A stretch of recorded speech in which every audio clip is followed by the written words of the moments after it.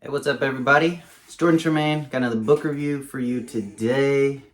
Not talking about a storybook, not talking about a picture book. I'm talking about this book, which is Workforce Education.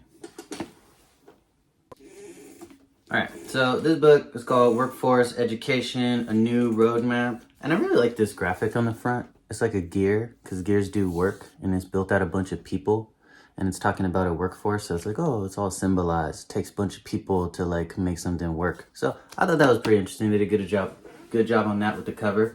But this book is by William B. Bonvillian. I really like that last name, Bonvillian. It sounds very like, and Sanjay Sarma. So these two dudes teamed up and wrote this book. And we're gonna get into what it's about.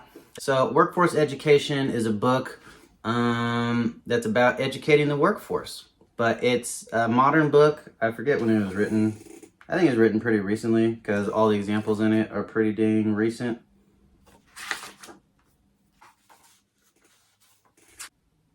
Boom. So this was written or published in 2021, and it talks about focusing on the United States of America, because I think these two dudes are American. What's going on with our workforce and what's going on with the jobs and how the landscape of work is changing due to things like technology and yeah. So I think this book is interesting, and I like how it was up to date. It's a recent book, and it was talking about some of the common problems like that have been facing us like right now in terms of placing people in jobs, and not only placing people in jobs, but in work that they can thrive in, that they can have enough money to like, you know, live somewhere and buy food and like feed their kids and stuff, and how that goes about. But it acknowledges that there's been challenges, like there's even points to the coronavirus in here and about how that's made having a strong workforce more difficult for a lot of people around the country. But I like this book because it talks about a lot of interesting ideas and goes and kind of like looks at different case studies around the United States and in other countries like in Germany and stuff, where it's saying like, look, it's not as simple as like get smart, get a job, you'll be good, because all that is assuming that there's a system in place, like an education system in place that you can step into, that you can get smart at.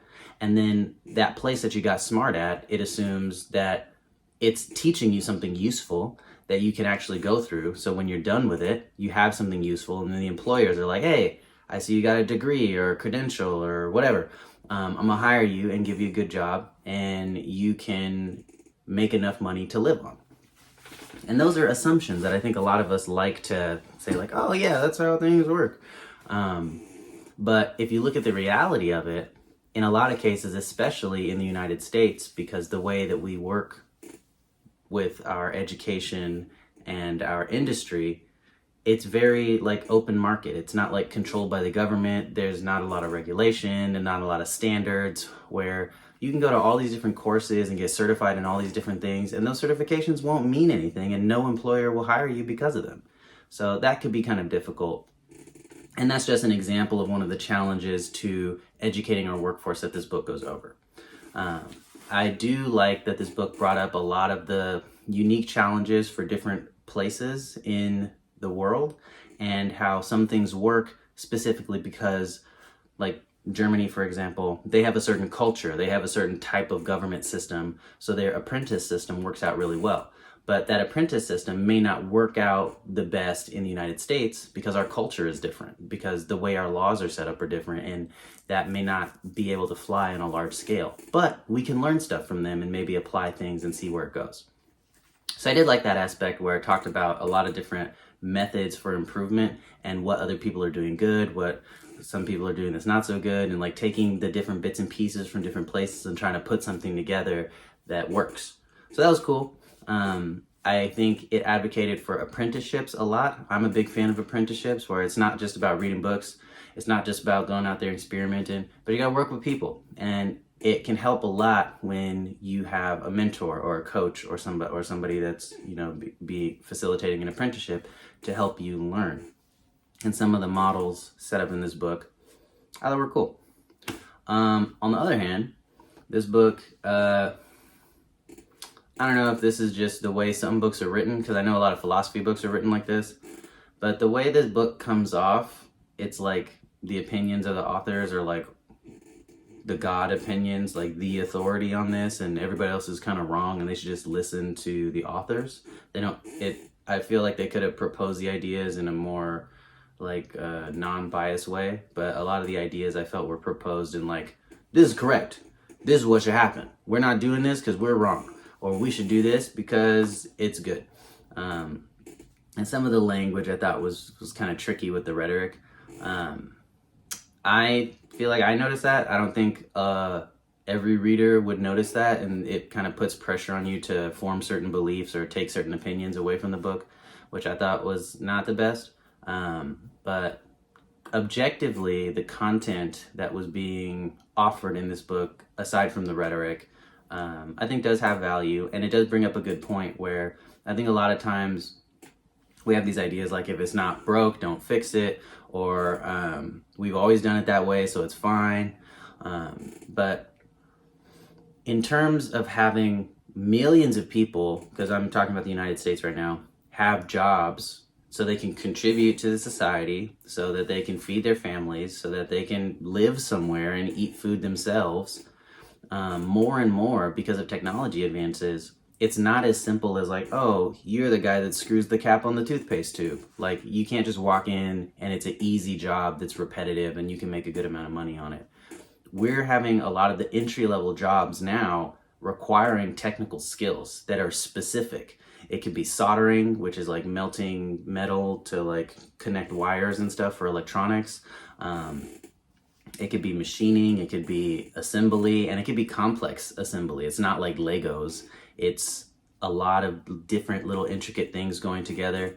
And these things are skills that are not something that everybody just is born with. They're things you have to develop, and certain knowledge and certain experience that you get to let you know, like, okay, I'm not going to do it this way. I'm going to do it that way. And where do you get these skills? And you're like, oh, go to school for it. But sometimes, you know, where's the school? Is there a school that actually provides you with education that is useful? And then can you afford it? There's schools now that charge you hundreds of thousands of dollars. And because of the system I was talking about with how industry and education are not always connected, you could go spend $100,000 and years of your life trying to get this education so you can get this job. And then you apply for the job and they're like, oh, that education doesn't mean anything, or, oh, you're not what we're looking for. Because there's no connection between the university or the community college or the technical school and industry, where they're saying, we're going to teach what you need. What do you need? Oh, we need this. They don't work together in a lot of cases. So a lot of times you could be spinning your wheels, and that's very frustrating for a lot of people.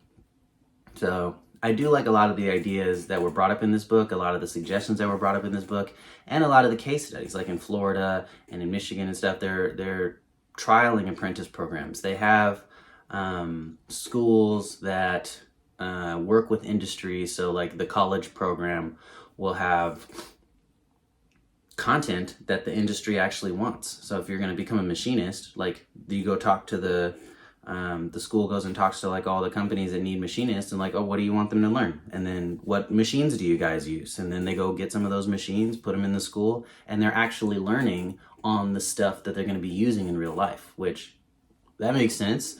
But a lot of times stuff that makes sense doesn't happen unless somebody makes it happen. And I think this book does provide a good amount of blueprinting for a good system, even though I think some of the rhetoric in this book is biased and it's pushy, and I didn't really appreciate it.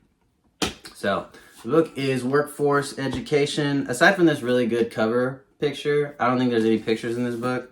Oh, there's like graphs and stuff. So I guess it is a picture book.